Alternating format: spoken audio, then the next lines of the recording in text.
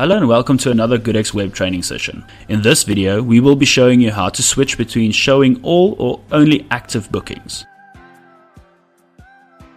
To switch between the different views, click on the Show All Bookings or Show Active Bookings button. When you click on the Show All Bookings button, then you will see all bookings, including those that were deleted.